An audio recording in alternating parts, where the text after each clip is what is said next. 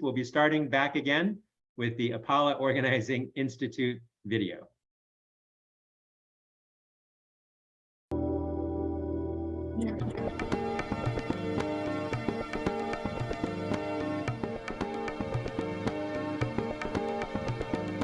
On May 2nd, 3rd, and 4th, 2008, the Asian Pacific American Labor Alliance pulled together an organizing institute in Los Angeles. This was the largest organizing institute that APALA had ever organized. We had close to 50 participants. We brought together about 15 teaching fellows.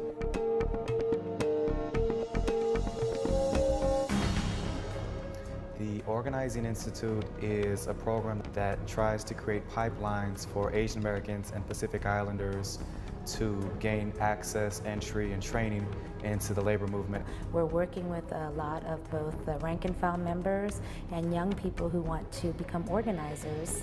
The APALA OI is a necessary program to have because there are very few venues for Asian American Pacific Islanders to learn about the labor movement. Although Asian Pacific Americans are one of the fastest growing groups in the country, and although there are literally millions and millions of Asian American workers who desperately want and need unions, historically, the American labor movement has not had enough Asian organizers who understand the community, who speak the language of Asian immigrant workers, and who have the ability to reach out and aggressively recruit Asian American workers into the labor movement. So for the past 16 years, APALA has been taking as part of its mission the recruitment and training of this new generation of Asian American organizers.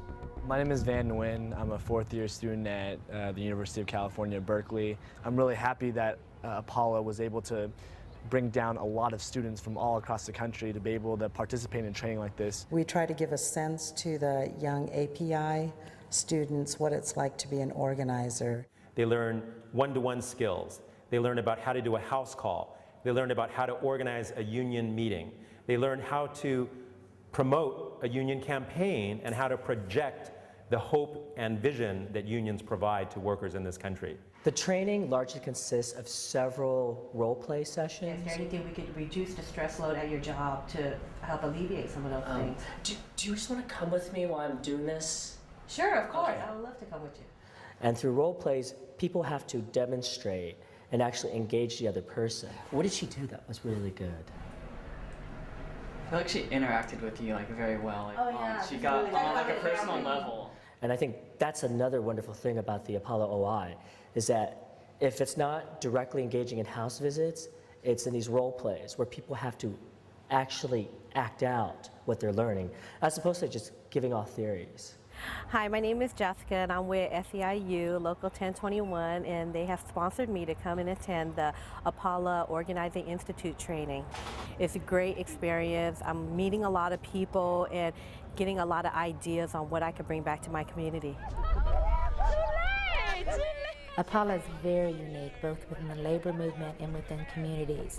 We're not Korean-based, we're not Chinese workers, we're not Vietnamese workers, we're not Thai, Laotian workers, and there are a lot of different ethnic or cultural-based organizations within this country.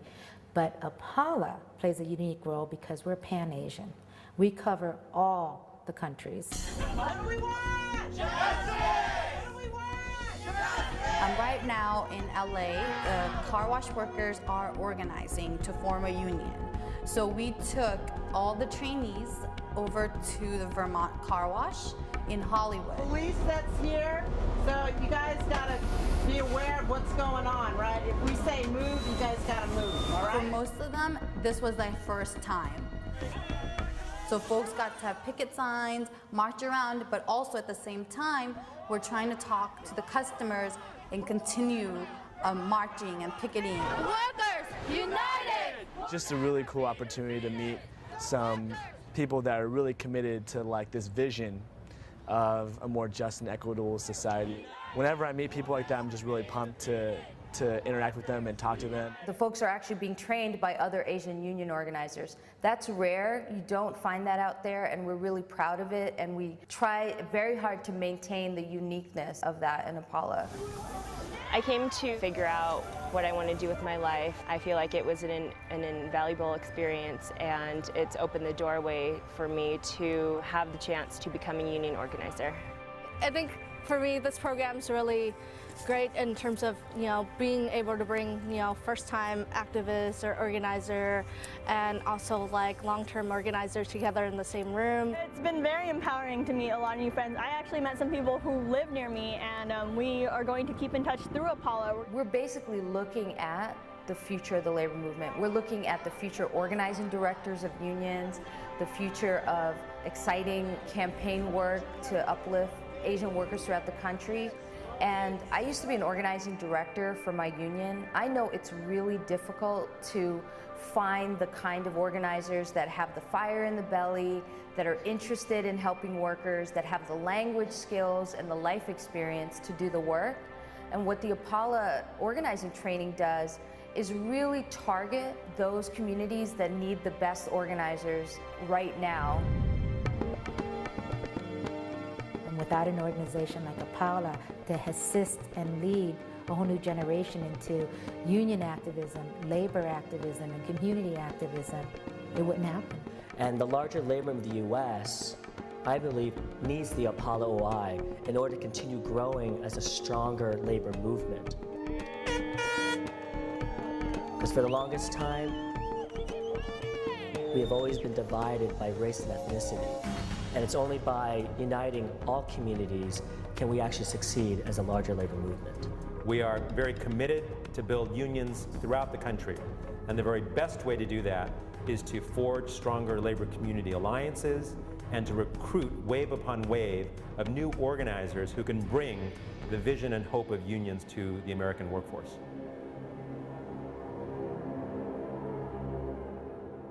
So this was 14 years ago when we had the APALA Organizing Institute at the building you see right behind me, which is now called the UCLA James Lawson Jr. Worker Justice Center.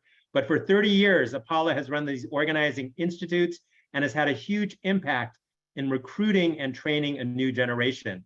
Just earlier this year, the Los Angeles chapter of APALA partnered with the Filipino Workers Center to launch an online organizing institute. And it was amazing connecting with some of the extraordinary leaders of the Filipino Workers Center with some of the union and community and student activists that joined us from the APALA network. I wanted to share the cover of the book, Asian American Workers Rising. And there are three individuals on the cover of the book. The first is John DeLoro, the second is Sujin Lee, and the third is Jennifer Sung. All three participated in the APALA Organizing Institute, and all three got jobs as union organizers as a consequence, and it changed their lives. John DeLoro went on to become the national president of the Asian Pacific American Labor Alliance. He traveled all across the country, building APALA, recruiting organizers. He taught Asian American Studies at UCLA. He was the first director of the Dolores Huerta Labor Institute. He left us much too soon, but his legacy lives on. Sujin Lee in the middle has done solidarity work in Korea, and she now is working as a consultant to support the national office of APALA.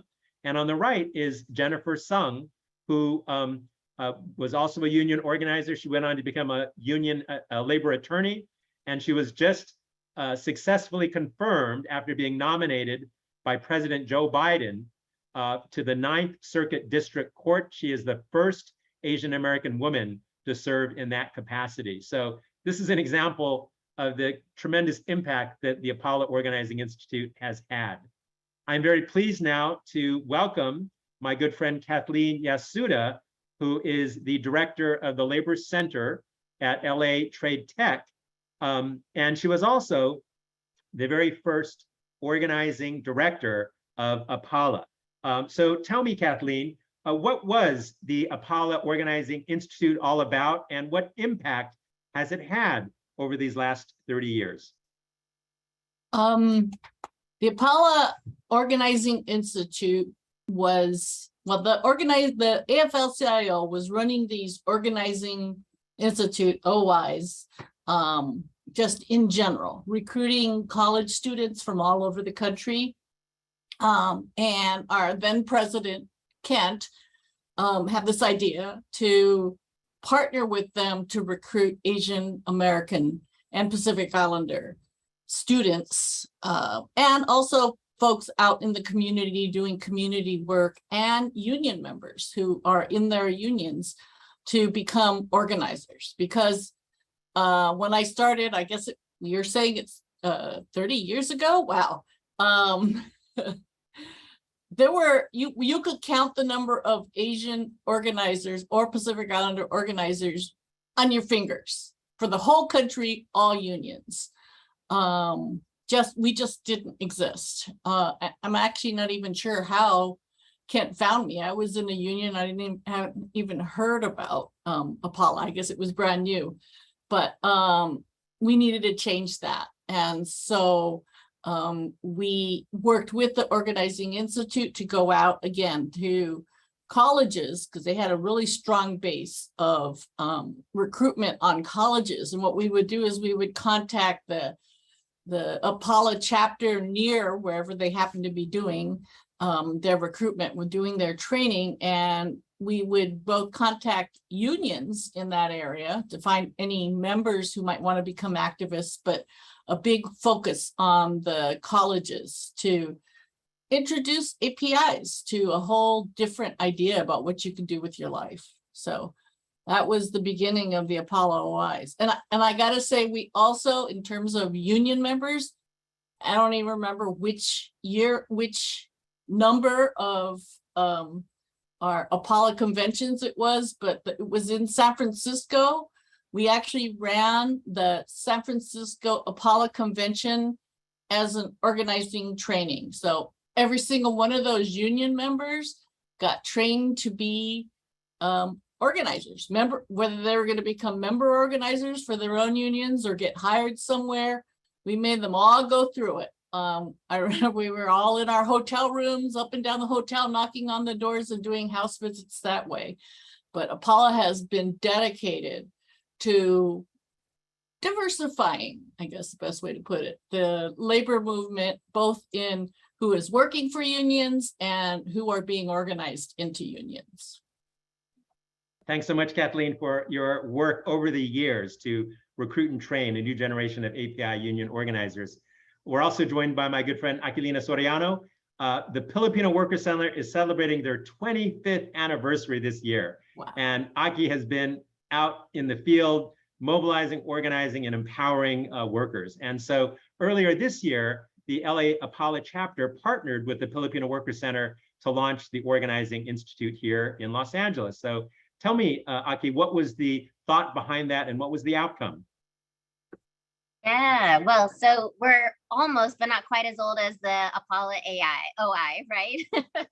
But, you know, we partnered together, and it was a great process because, you know, we're organizing this labor movement together, and it was a process of actually developing the curriculum so that it would really be able to reach and be applicable both to organizing that's going for unions, and then organizing that's also happening like with worker centers like PwC, like in industries like with domestic workers, where the right to organize and the actual conditions are not right for unions. And so, but being able to start to build organized, unified you know, membership of workers who can fight for their rights in their own places of employment, which sometimes are the only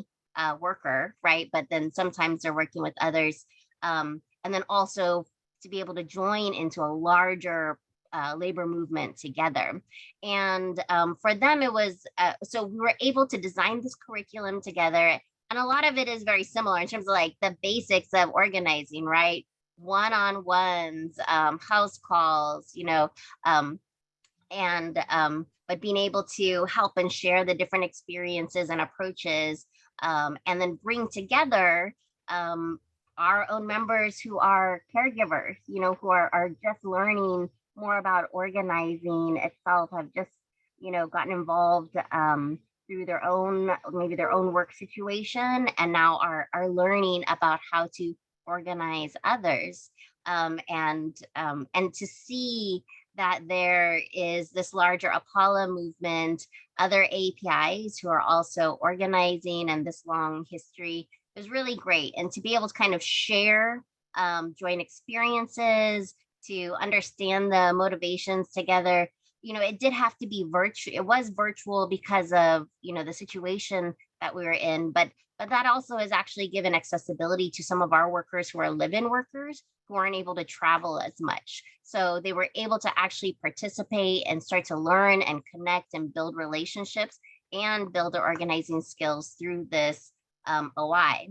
And of course, as we learn together, we start to learn to fight together. And so we're coming together, which has then resulted in, different members coming out for the SEIU Fight for 20 for home care workers, or for the hotel workers, and so it's also a part of us building our relationship together and being able to come together in solidarity. Thanks so much, Aki. And I was so inspired by meeting the PwC workers and the extraordinary stories that they brought to the table. Many of them have a global organizing experience because of the diaspora from the Philippines. Many of them worked in other countries before coming to the US. And so seeing the power of the PwC membership and leadership was really inspiring to me. We're also joined today by my good friend Susan Lee, who is with the Service Employees International Union, Local 7-1. Susan has been an organizer for years, but now she is a state director and has a huge staff and team working under her. And SEIU has more API organizers than any other union in the country. And they're also doing creative and innovative organizing, especially with fast food workers and this whole new emerging unorganized strata. So Susan, tell me about your work in organizing the new labor movement. Yeah, and I didn't know that we had the most API organizers, Kent, so I'm going to start quoting you on that statistic in the future as well. But within SEIU, I can talk a little bit about the organizing that we've been doing. It's not just looking at organizing workers shop by shop, but really thinking about how we break through these industries as a whole, not only throughout the country, but throughout the state as well. I think specifically, as you all see with API, workers, right? We're oftentimes in industries where there aren't rules and policies that help workers essentially, and that don't give leeway for workers to actually organize and in fact favor the employers, right, to fight these workers when we talk about organizing. And so within SEIU, we want to look at ways that we can break through industries and not just shop by shop. And so an example of this is in California. We've actually built out what we call a breakthrough organizing table, where we're bringing together organizing leaders from different locals within our union to not just report out and figure out ways to support each other, but to figure out how to weave all our industry campaigns together. So some of those campaigns that we've been working on and leading on, right? The first one is the gig economy campaign. I think folks have seen this not only in California, but throughout the country and even globally. I know that our Solidarity Center, right, Ken, has worked to engage Asian countries where these companies, Uber, Lyft, and very similar corporations are doing very similar tactics and similar things that they're doing here in the US. And so we're seeing these impacts, I would say, globally, locally, and statewide. And in California, we passed AB 5 to actually get workers recognition as employees to organize in this industry, only for these corporations to then fight back, right, and file a ballot initiative to say, we don't agree. And so we're fighting that in the courts now, mobilizing these workers, but at the same time, building global solidarity and all across different countries So an example is just yesterday, our local led an action in solidarity with Argentinian workers who are fighting a very similar fight in Argentina to get their gig workers recognized, right? And then in Europe, just this past week, they released a report on Uber files that, you know, they were doing the same exact things over in France and in Europe in terms of how they're colluding with these companies to work against workers. And so I mentioned that as one campaign that we're working on. The second one that folks have been talking about is the fast food campaign as well. And so there, right, we find similar with gig, a lot of young workers, a lot of immigrant workers that come to this country and try to find work, but again, find themselves in structures and policies that aren't in their favor. And so in California, we're working to pass Assembly Bill 257, which essentially creates a fast food council that has workers at the table to enforce industry-wide standards. A lot of these workers had to work through the pandemic, right? With no safety standards, they were COVID positive, you know, they got fired if they didn't show up to work. And so it's trying to figure out ways that we can change the industry in a way that is broad for these workers. And it's not just franchise by franchise or shop by shop. And so in trying to weave these all together, a campaign that I'm running is the statewide clinics campaign. A lot of Filipino workers that we see work in clinics as well, specifically in San Diego. And so in trying to fight for more resources and investments for clinic workers, we actually found out that the fast food campaign was also having actions at the same day in the Capitol when we were there. So we were able to join and weave and support each other, right, to fight for both bills and make sure that if we're fighting for one industry, it's just not about one group of workers, but all of us coming together. And I would dare say it's not just within SEIU, but also beyond, right? Whether it's supporting each one of us here in this group on this panel, I know we've done a lot with PwC and others as well, is for us to challenge ourselves to think of ways that we can break down barriers and really figure out, how we weave all our campaigns together so that when we're fighting for one industry, right, we're weaving it all for all industries across the country and in our state. That's extraordinary work, Susan. And I used to be staff attorney for SEIU 7-1, and I am so proud of the work that Susan has done on the front lines and now in this statewide position to organize the unorganized. And even people within the labor movement said it could never be done. You could never organize fast food workers, and yet SEIU has proven them wrong. People said you could never organize gig workers, forget about organizing Uber and Lyft drivers, and yet SEIU has proven them wrong. So keep up the great work, Susan. We're really excited about the continuing organizing victories that you are advancing. Our next speaker, I just came back from the American Federation of Teachers Convention in Boston over the weekend. And Arlene Inouye has been this dynamic force in the labor movement of Los Angeles, a leading spokesperson for the United Teachers of Los Angeles, a leading leader of the strike that inspired millions of people here in California and across the country. Recently, the American Federation of Teachers launched the very first AAPI task force within the national union. And this is being done in a number of unions, including the American Federation of Teachers. But Arlene, could you talk about some of the work of the AAPI task force and how that relates to organizing? Yes, I would like to do that, Kent. And I also want to circle back and share a little bit about my experience with the Organizing Institute.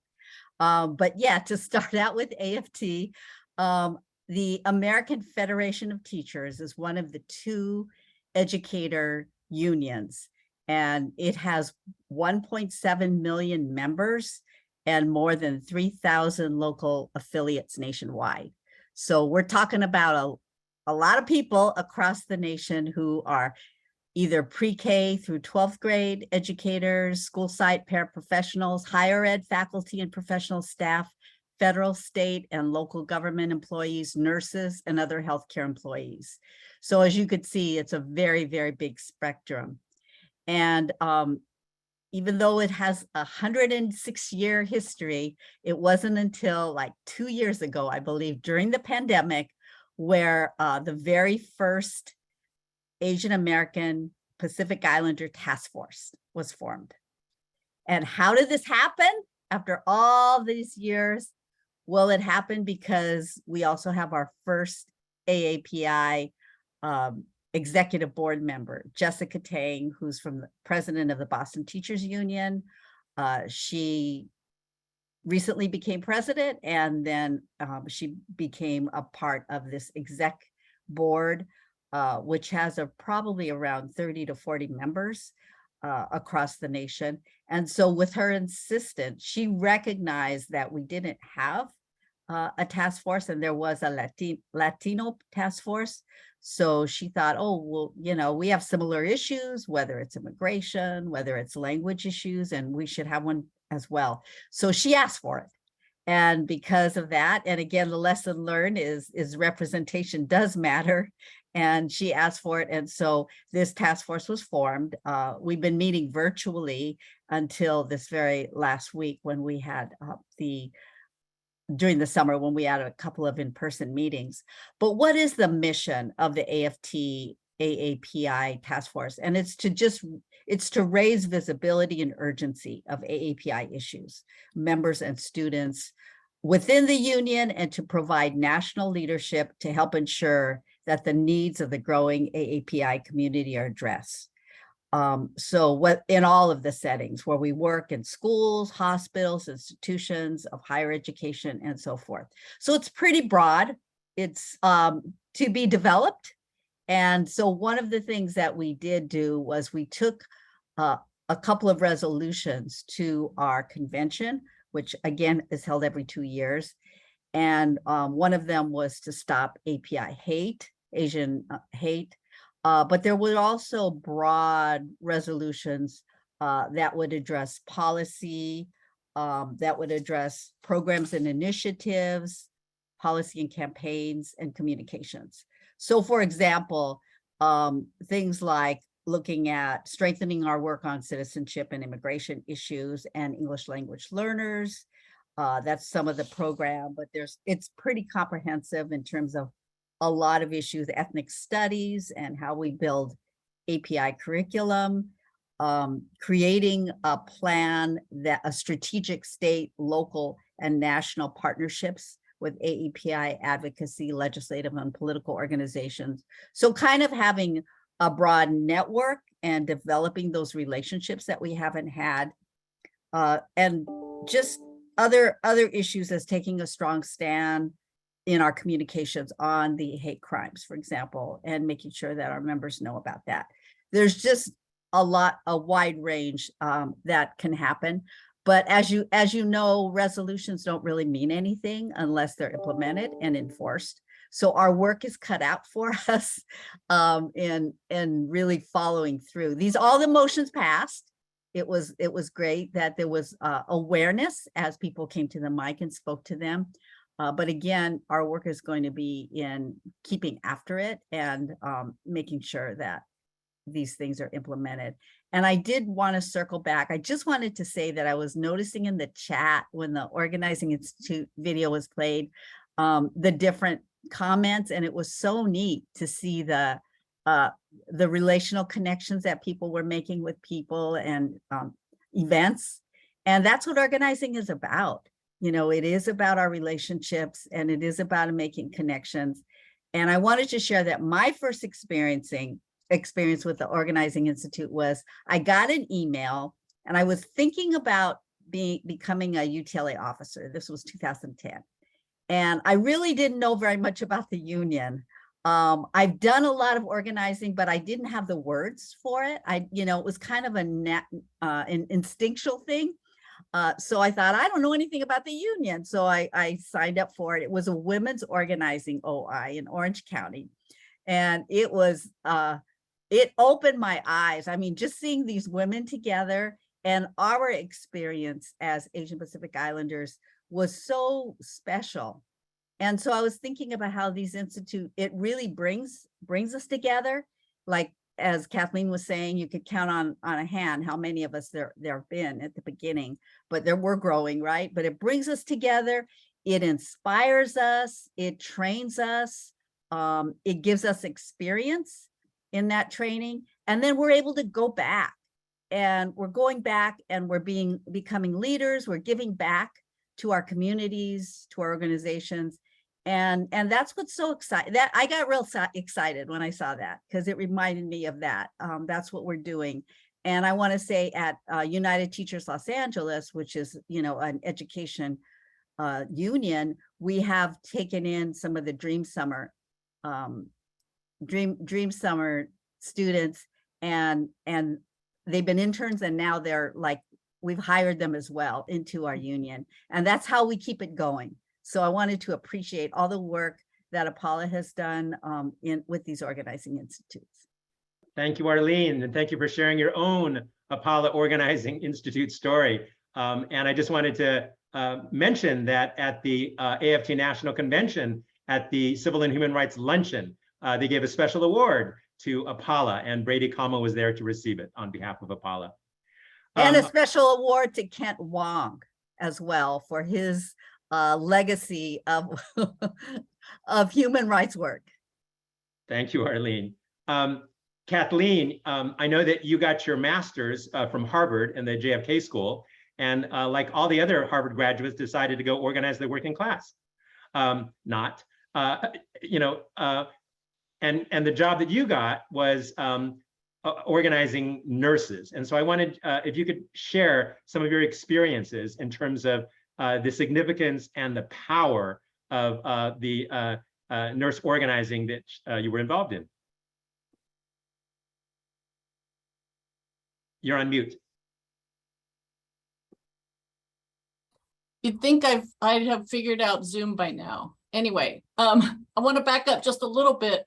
Right out of school, I went and worked in Washington for the National Coalition for the Homeless, which was rewarding in that it was a small organization. So I got a lot of experience in a lot of things. But I also realized that, you know, when we won, we get money for shelters, which doesn't really help the core problems. And when I came out to Los Angeles, I got a job working for the UNAC, which is a nurses union. It is now nurses and other healthcare professionals. But at the time when I was there, it was just nurses. And they hired me because it was like, oh, wow, we've got all these Filipino nurses and you're the closest thing we've ever had to an activist Asian. And they hired me on the spot, offered me more than I was expecting to get paid. And, but the experience was just amazing because I think when you're doing organizing right, you are working with with members, with, in my case, nurses who, and you're building a relationship with folks whose whole goal in life is to serve their patients, right? And they tend to be kind of under the thumb of the doctors and the system and everything else, but they're very dedicated to their patients. But working with folks like that and building a relationship with them so that they realize that they matter, that they matter. And in order to really help their patients, they've got to help themselves. They've got to advocate for themselves and their patients. So it was an amazing experience you're essentially changing people's lives when if you're a good organizer. And so that was amazing for me to realize that. And then, you know, I got recruited by Kent and Art Takei into APALA and was able to expand all of that work beyond just my union. And I think that it's important. I mean, connections and relationships, which is what organizing is all about, is also what APALA does. It keeps us connected. I mean, the fact that we've got Aki here. I remember we trained some organizers. There was a Jay, I can't even remember his last name, who was one of the folks that we trained as a union organizer, and he went off into the community, worked with the PWC. There are other folks. I think that the fact that we're building these relationships, keeping them up, the fact that there are so many people here, there's 74 people on this call, is part of what APALA is about, what organizing is about, and making the world better. Thank you, Kathleen. Susan, you know, one of the reasons why SEIU does have more API organizers than any other union is the workforce that you represent. You represent healthcare workers, you represent home care workers, you represent public sector workers, and now increasingly, especially through your work at 7 to 1, you're representing fast food workers, gig workers, and so forth. And so each of these have huge concentrations of API workers. Could you tell me about what SEIU is doing to recruit and train a new generation of API organizers? Yeah, so I came into the labor movement when I was like 22, 23, right? And still consider myself a young worker. And I came to quickly learn that until API leaders are in the room, until we're putting ourselves in the forefront, people aren't going to invest, right, in API leadership until we claim that space. And so with the SEIU API caucus, and specifically under the leadership of Maria Castaneda, right, we've been able to push and uplift SEIU API leaders within and beyond our union. And I want to use this as an example because I want to see other unions do the same, other leaders do the same within their unions, right? Recognizing that they're predominantly white male spaces. How do we as APIs claim these spaces and get those resources and investments for our communities and for our leaders? And so how we've been able to do that is actually start engaging with locals across the country within our union with API density, engage with our international leadership to really figure out how we center API leaders within our racial justice fight and develop an organizing pipeline for API leaders in civic engagement, immigration, leadership development and organizing. So we all recognize that our union is not perfect, right? But we want to fight to become this anti-racist organization.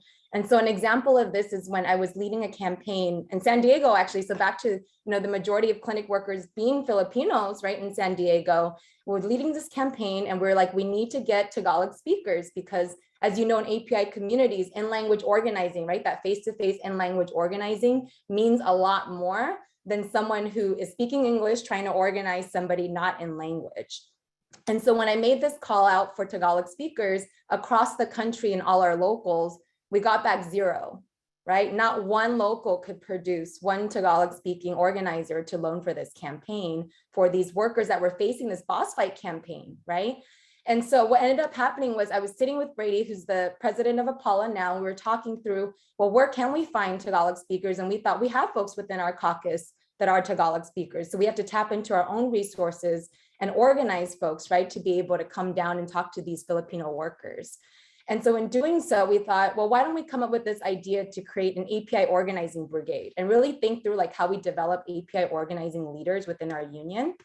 And so as a result of that, and through those conversations with the international and investments right into our leaders, we actually developed our first API organizing cohort, which two of the leaders are on today. I see Barbara, who's on from 1021 in San Francisco, and Andrew, who's on from Portland from Local 503.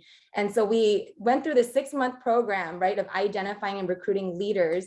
It's all virtual at the time during the pandemic last year, and 25 API organizing leaders graduated from that program where our international actually invested resources in. We got coaches that were also consultants, but that were API, right, that could speak to our experience and walk folks through what it means to be an API organizer within our union and their development and what that looks like. And the program was actually designed, right, included a design team of SEIU API leaders as well. So you have leaders creating programs for leaders and developing this pipeline of organizing leaders. And so that included folks like Yeon Park, right, who's on the APALA board, Lagaya, who's on the APALA board, of course, and Christina from Local 1000. And we started doing this just recently. It took us however long to get there, but just a few weeks ago, I say this story because just a few weeks ago, we were actually able to convene our API organizing leaders in person in DC, and we were able to align it with APALA's racial justice hearing and unity march, right? To be able to say, okay, like this is part of our development. It's not only within our union, but to connect to API union leaders across the country and what APALA is doing. And so we just had our debrief yesterday for this program, and we're already starting to map out next steps, like our next API organizing cohort. We're starting to think about mentorship opportunities for current API leaders, because it can't just be confined to like that 6 month or that 1 year. But wishing that, right, a lot of us wish we had that person to walk alongside with us, to give us advice and mentor us in our journey in our unions. And so being able to do something like that and map out API organizing campaigns for these leaders to also get experience in. So Andrew and Barbara don't know this yet, but it's soon to come. And so we're hoping to map out some of these additional opportunities to continue to grow our young workers, to continue to grow our organizing leaders, both member and staff within our API, I would say, communities and the union and beyond. Thanks so much, Susan. And I was able to to be with you when you gathered all of the API organizers together, and it was just energizing and inspiring to see a new generation of organizers and activists that SEIU is promoting and building. Arlene, I know that it's amazing when you think about your beginnings at the APALA Organizing Institute and how you were on the front lines of the transformation of the United Teachers of Los Angeles to where it is today. And that transformation involved both internal organizing and external organizing. And so could you talk about the dynamic relationship between internal organizing, recruiting and developing existing union members, and external organizing? Yes, UTLA, United Teachers Los Angeles, we're the second largest local in the country. We have about 34,000 members. And, it's not only teachers, K through 12 teachers. I am a speech therapist myself. So health and human service professionals, we have substitutes, we have early ed and adult ed, and variety of educator specialists. So like many other unions, we used to be run by individual personalities. There wasn't a real clear focus or agenda. And so in 2014, a team of us came together and we said we were going to fight for the schools LA students deserve. That was our approach. Social justice was a critical plank. Coming to parents and community and building a new relationship with them, it was also very critical.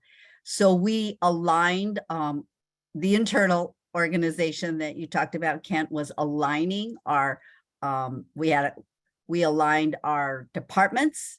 We never had a research department, or we didn't have one for however many years. So we hired for research department, a parent community department, and we had communications and a political department, but we streamlined and working together on all those, making sure that we were linked together in our messaging, and a very, very clear message of who we were and what we were about, which was so critical as we moved toward a strike when we didn't get an agreement on our contract. We focused on getting a chapter chair at every school. So we have about 1,000 schools in LA Unified School District. And again, the internal is absolutely critical, and that's our membership. So we had to do all of the trainings and the outreach to have at least one leader at every school. And then we got a team. We call them chapter action teams, CAT teams, so that the communication structure was 10-to-1. Again, it's about building relationships. It's about, well, schools are kind of like about family, feels like a family structure anyway.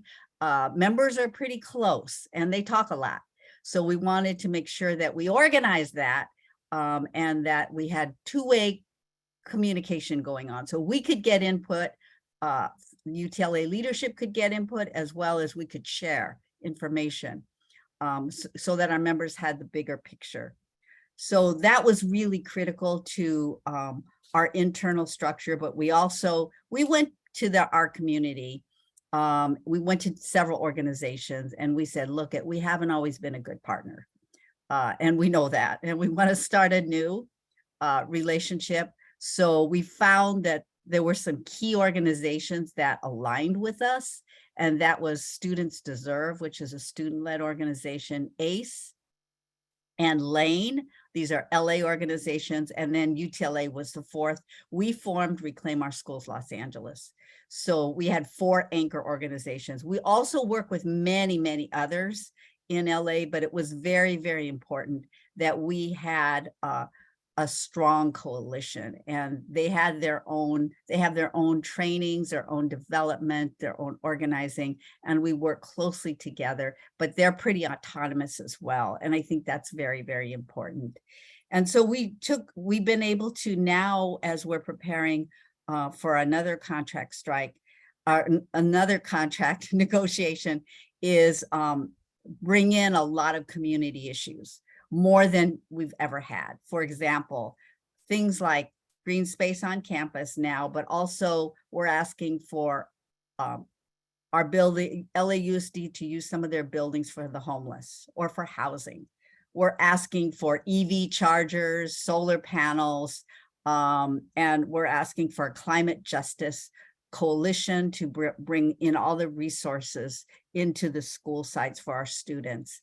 We're asking for healthy food and gardens on campus, and using the schools year round and having community schools so that our students are supported throughout the day and weekend with the services they need, but also targeted toward what they desire, whether it's dual language programs or whether it's music or whatever it is.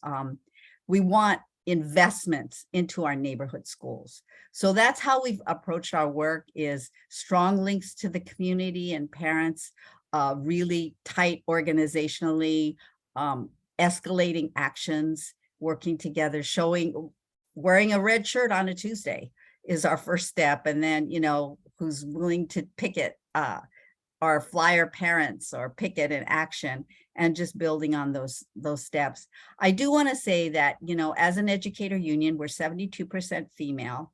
So we're making very, very intentional steps to bring in more women's voices, more collaboration. And we also are probably the only large union that I'm aware of where we have a majority women of color. Especially the highest is the Latina group, and then we have Blacks and Asians and Indigenous and 2 or more races and others, but we are really focused on bringing women in. And it's amazing to me how it just lights a fire under women, and they don't see themselves as leaders. And when you invite them to something, they're just, yeah, oh, okay, I'll try that out. You kind of just need to create that vision, because we don't have it. We don't think that way. We have to offer the opportunities. But when you provide it, let me tell you, these women deliver. We deliver. So yeah, that's how I want to end with in terms of our organizing. Thank you, Arlene. And the embrace of social justice unionism and the leadership that UTLA has exhibited has transformed education, has transformed the labor movement, and has transformed the city of Los Angeles. So you see the power when unions really take that leap and make that change. It has a huge rippling effect. My next question is to Aki, but I wanted to take a quick 2-minute break to show a short video on the Delano grape strike, because the work of the Filipino Worker Center is building on a rich tradition of Filipino worker organizing in this country. So please enjoy this 2-minute video.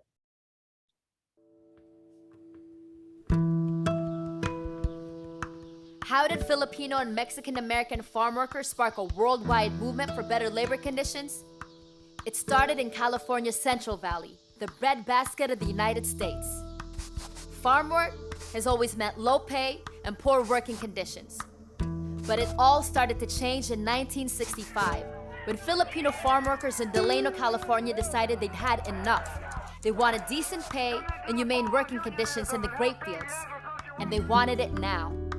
We feel that we farm workers should have an organization of our own. So the Agricultural Workers Organizing Committee, led by Larry Itliong and Philip Veracruz, began the Delano Grape Strike, a movement that would change the course of farm worker labor organizing history.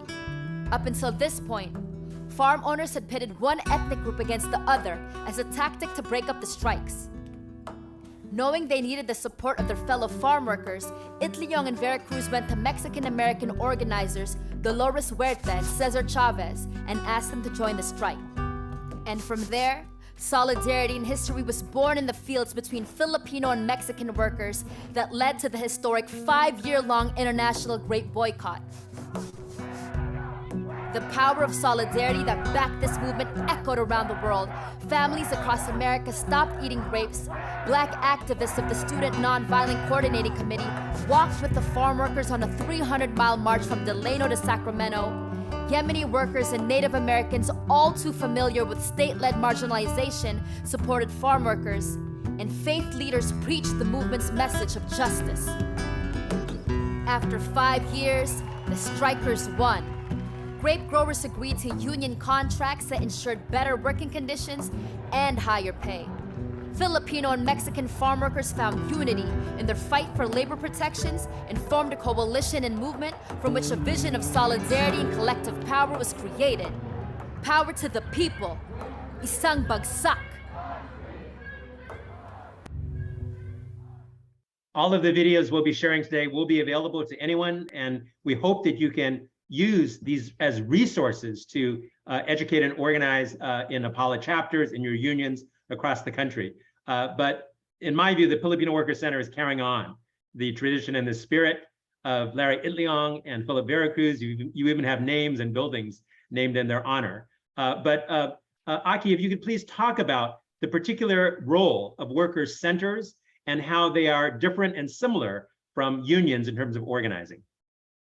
Yeah, worker centers, we came about in the early 80s. Some of the early centers, then Korean Immigrant Workers Alliance, and that's Koreatown Immigrant Workers Alliance, and PwC, as well as others. And, you know, we started because we started where the workers were and saw the need for actually building working class leadership in spaces where organizing wasn't happening.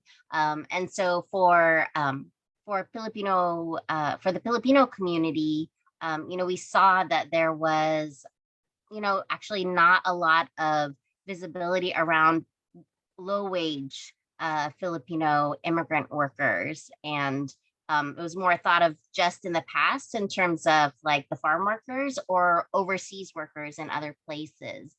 So we were working to be able to identify where low wage workers were in here in the United States now.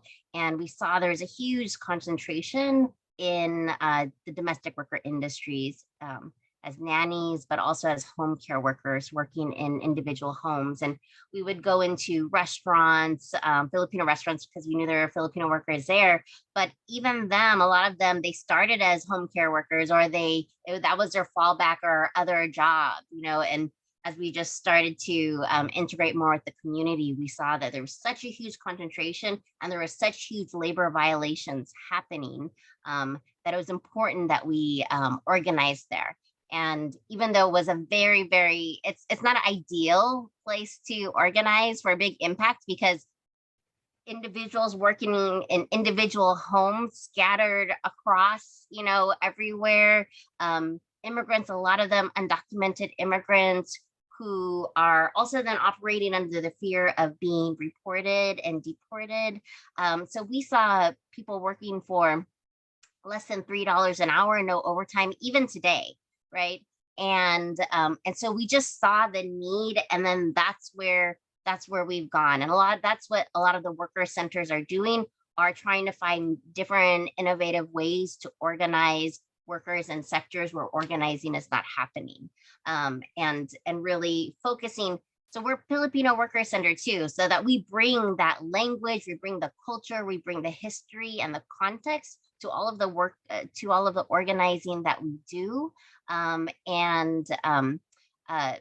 Building on the basic organizing tools where we do both organizing at, well, it's harder to do it at work sites because it's individual homes, right? So it's like figuring out for us alternative ways that we reach out, identify, like sometimes it's reaching out on buses, a lot of it is word of mouth, teaching workers about their rights. And also doing things like enforcement campaigns, wage theft campaigns, legal work, as well as organizing campaigns, and then also leveraging things like policy, because in an industry like domestic workers, it's also about setting, being able to raise standards by raising the floor, where, Filipinos, farm workers and domestic workers were excluded from, basic labor protections in the 1930s, right? And we only won inclusion and overtime protections here in California in 2013. And so that's been a part of our work. So it's like, how do we fight for our rights in many different levels, get workers involved, and actually build our membership as well. And then to be able to come into solidarity and build the strategies that are working in our own industry, study how we can build power depending on the conditions, and work in solidarity with with other unions, with other worker centers, to build a strong working class leadership and voice in the Filipino community.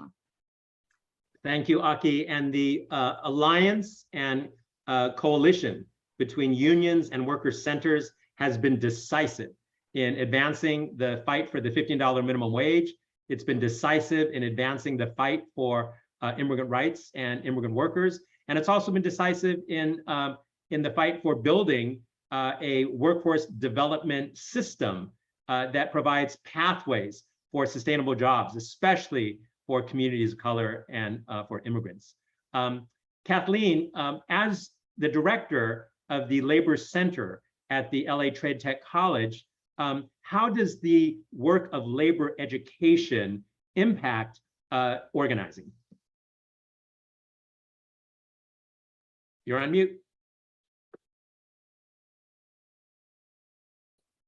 It's one of my bigger challenges. I came into this as an organizer, and now I find myself a bureaucrat. But it's a challenge because the unions and people who are organizing are too busy out there organizing, and the unions that are organizing are training their own. So what my goal has been is to try and put the idea of organizing, as Arlene was saying, the internal organizing is very important, but both internal and external organizing into all of our classes. In fact, right now I'm working on getting sub-degrees or sub-certificates, and I want to put organizing in the leadership certificate, because people sort of think, okay, all we got to do is there are some of the traditional, I should say, unions, like kind of see themselves as job insurance. We're there, we'll file a grievance for you, we'll negotiate a contract, you don't need to do anything else. So we try to disperse that by putting into everything. When you deal with the grievance, talk to everybody who works in that unit or in that classroom or whatever, not just your grievance. Find out whether, use every opportunity as an organizing opportunity for your union and for all the workers. Because sometimes, you may be, especially, and I remember in hospitals, like I said, when I was at my union, it was just nurses, but now they represent all the professionals in the hospitals. So the way I see it in terms of labor education, at the way we have it, is trying to put organizing into everything. We also, and the other thing is I've noticed is unions tend to organize, hire organizers as an entry-level kind of job. So they're always hiring, and then they work them. I always tell folks who are going to go into it, I said, look, they may send you all over the country, all over the state, and you'll work your butt off, but it's the best education that you can apply to all parts, any other job you ever get, and to your own life for the rest of your life. So they're always hiring organizers, and we send out the list to all of our students as a way to get into unions. That's how I've been trying to do it, but it is a challenge in labor education. Thanks very much, Kathleen. We are now going to have one final video on young workers, and I think it's so appropriate, especially given what Susan has talked about in the organizing of gig workers, of organizing of fast food workers. This is a new era in union organizing across the country. The fact that hundreds of Starbucks stores are currently undergoing organizing campaigns. The fact that there was a breakthrough with Amazon workers in Staten Island. The fact that warehouse workers and gig workers and education workers are organizing like never before. And many of these campaigns are being led by young workers. So I wanted to share a short video on the young workers. And I also wanted to encourage you to add in the chat questions of the 4 panelists, because we're going to open it up for questions from the floor right after this short 4-minute video.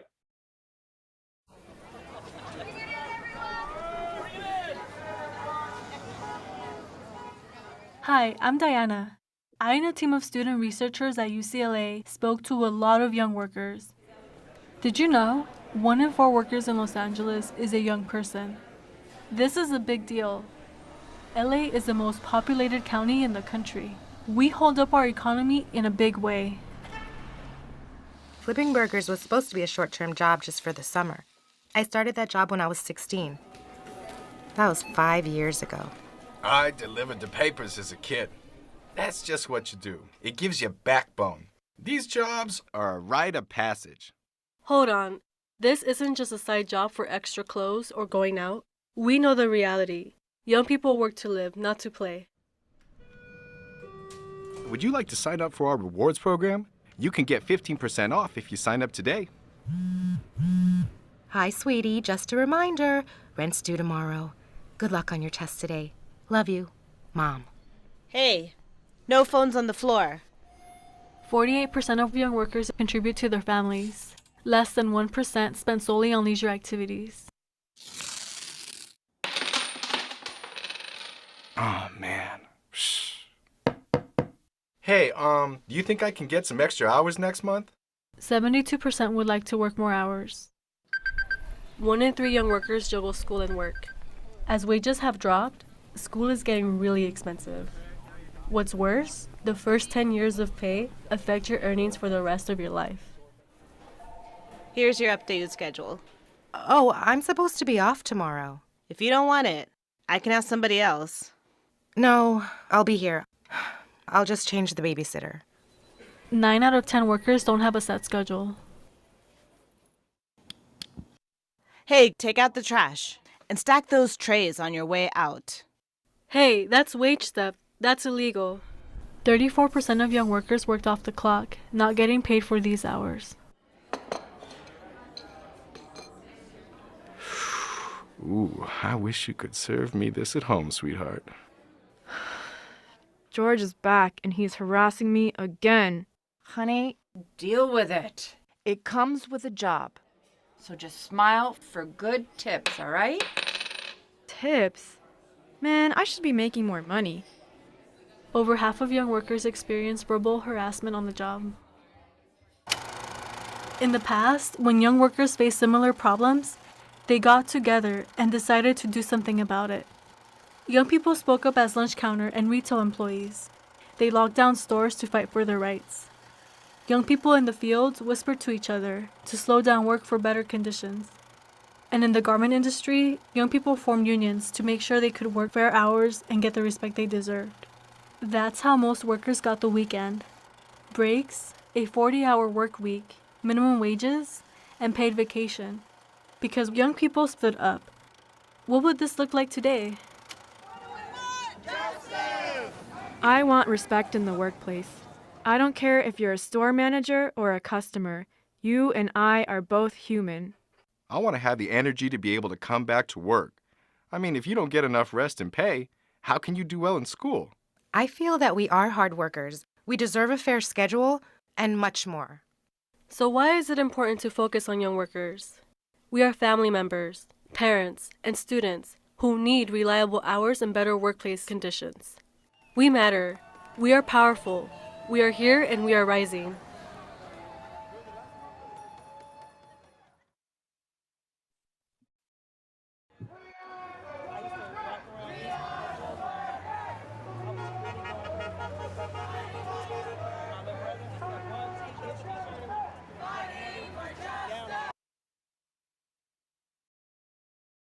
So this emerged from the Young Worker Project at UCLA, and this was all done by UCLA students. And it's really been used as a national organizing, education, and mobilizing resource to get more young workers involved in organizing for change. So please feel free to share this and other resources. We have a whole report out on young workers and other resources through the UCLA Labor Center.